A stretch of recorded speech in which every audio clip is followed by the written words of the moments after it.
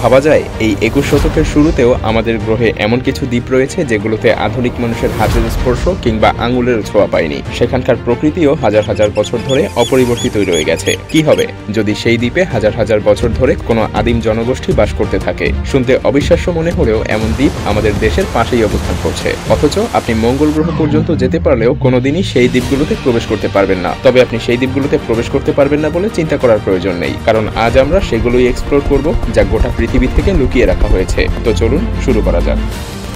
বোভেট island রহস্যের চাদরে আবৃত দ্বীপগুলোর মধ্যে এটি পৃথিবীর অন্যতম দ্বীপ। এমনকি এটি পৃথিবীর মধ্যে সবথেকে বিচ্ছিন্ন একটি স্থান। দক্ষিণ আটলান্টিক মহাসাগরে অবস্থিত দ্বীপটি দক্ষিণ আফ্রিকা থেকে ১৬০০ মাইল এবং অ্যান্টার্কটিকা থেকে ১১০০ মাইল দূরে অবস্থিত। ইন্ট্রোভার্টদের জন্য এটি একটি আদর্শ জায়গা। দ্বীপটিতে পৌঁছানো অনেক কঠিন, তবে আপনি যদি বড় কোনো জাহাজে করে যান তাহলে দ্বীপটিতে পৌঁছাতে পারবেন। পুরো দ্বীপটি বরফের চাদরে আচ্ছাদিত, এমনকি এর কেন্দ্রে একটি নিষ্প্রভ আগ্নেয়গিরিও রয়েছে। আর তাই তো দ্বীপটির একমাত্র বাসিন্দা হলো পেঙ্গুইন এবং সিল।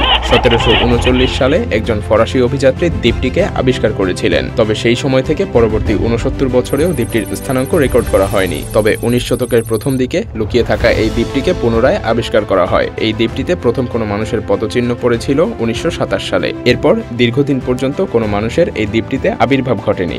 ২০ শতকের মাঝামাঝি সময়ে কিছু এক্সপ্লোরার দ্বীপটিতে উপস্থিত হয়ে একটি আবহাওয়া স্টেশন তৈরি করার সিদ্ধান্ত নেয়। কিন্তু যখন তারা দ্বীপটিতে পৌঁছায় তখন যেন তারা দ্বীপটির চাইতেও অদ্ভুত কিছু আবিষ্কার করে বসে। তারা শত শত সিলের মধ্যে একটি লাইফ বোট খুঁজে পায় এবং বোটটি তখনও ব্যবহারযোগ্য অবস্থাতেই ছিল। সেই সাথে তামা দিয়ে নির্মিত ট্যাঙ্ক সহ ২টি বৈঠাও পাওয়া যায়। কিন্তু আশেপাশে কোনো মানুষের পায়ের চিহ্নই ছিল না। হয়তোবা কোনো জাহাজ ডুবির পরে বোটটিতে করে কেউ এখানে এসেছিল। কিন্তু তাই যদি হয় তাহলে সেই মানুষের পায়ের চিহ্ন বা উপস্থিতির প্রমাণই বা কোথায়? কে ছিল সেই বোটটির মালিক? কি হয়েছিল সেই অভিযাত্রীদের সাথে? হ্যাঁ, এগুলো এখনো রহস্যের চাদরেই আবৃত হয়ে আছে।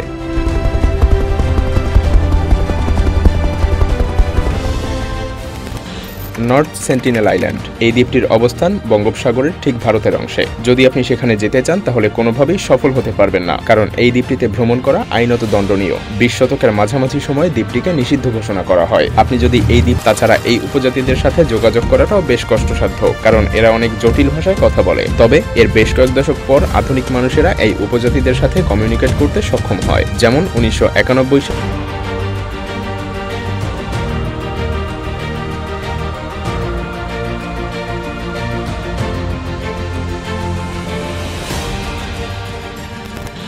ডলস আইল্যান্ড ভয়ঙ্কর এই দ্বীপটির অবস্থান মেক্সিকো শহর থেকে ১১ মাইল দূরে জ্যাচামেলকো ক্যানেলে।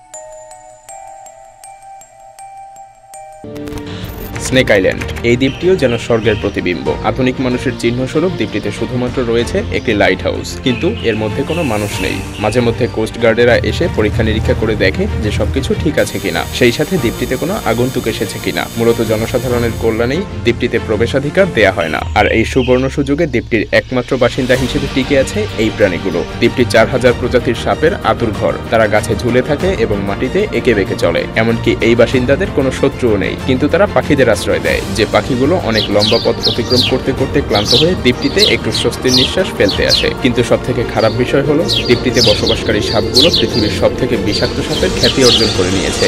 গোল্ডেন ল্যান্ডহেড স্নেক এই ইউনিক প্রজাতির সাপগুলোকে শুধুমাত্র এই দ্বীপটিতেই পাওয়া যায়। স্নেক আইল্যান্ড সুদূর প্রাচীনকালে ব্রাজিলের মূল ভূখণ্ড হিসেবেই ছিল, কিন্তু ১০,০০০ বছর পূর্বে সমুদ্রপৃষ্ঠের উচ্চতা বাড়তে শুরু করে। আর এরপর এটি ব্রাজিলের মূল ভূখণ্ড থেকে ছিটকে গিয়ে নিজেকে আলাদা করে নিয়ে দ্বীপে পরিণত হয়। শত শত বছর ধরে এখানকার প্রাণীগুলো বিচ্ছিন্ন অবস্থাতেই আছে। তবে খাদ্য শৃঙ্খলের সবথেকে উপরের সারিতে আছে দ্বীপটির এই প্রাচীন আদিবাসী, কারণ এই দ্বীপটিতে পাখি ছাড়া আর কোনো শিকারও পাওয়া যায় না।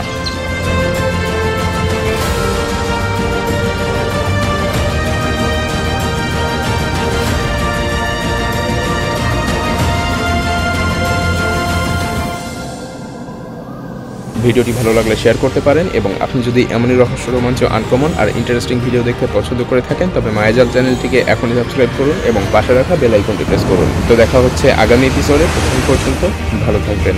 ধন্যবাদ।